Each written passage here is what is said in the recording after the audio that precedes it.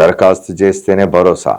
ఇప్పుడు మనం మాట్లాడుకున్నాం, పత్రికలు ఒకే వార్తను ఒక్కొక్క పత్రిక ఒక రకంగా ట్రీట్ చేయడానికి గురించి మాట్లాడుకున్నాం. ఇంతకుముందు మనం చూసిన పత్రికలన్నీ కూడా రైతు భరోసాకు సంబంధించి ఒక ఆశ్వాసాన్ని ఇచ్చే విధంగా, సాగు చేసేవాళ్ళు, వ్యవసాయం చేసేవాళ్ళు, పంట పండించి ప్రజలకింత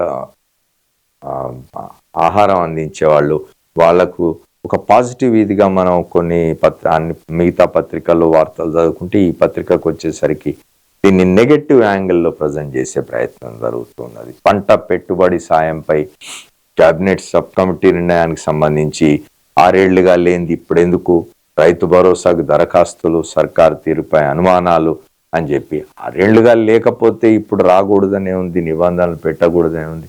6 ఏళ్ళు ఏ రకంగా ఇచ్చినారో అది దానికి సంబంధించి ఇంతకుముందు మాట్లాడుకున్నాం మనం.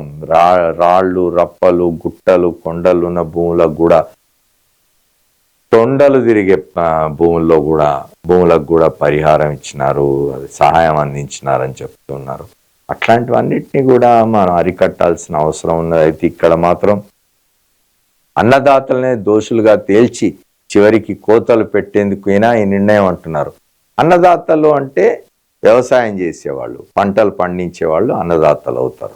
అన్నాన్ని దానం చేస్తున్న వాళ్ళు ప్రజలకు.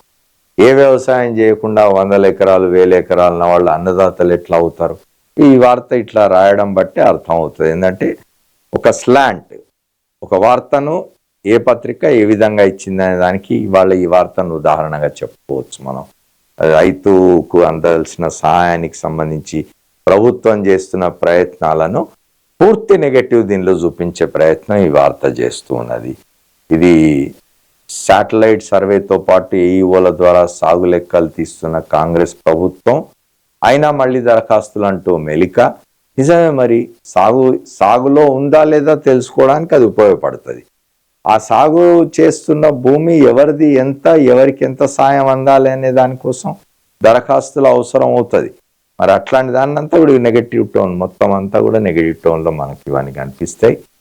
అప్లై చేయకపోతే సాయం ఉండదా? అదేమిటి రెచ్చగొట్టడం ఇది రైతుల్ని. మీరు దరఖాస్తులు చేసుకోకండి, సాయం ఎట్లా ఇవ్వరో చూద్దాం అని రెచ్చగొట్టి ఇట్లాంటి పథకాన్ని నీరుగార్చే ప్రయత్నం ప్రతిపక్షాలు చేయకూడదు. ఇంతకుముందు కూడా మాట్లాడుకున్నాం.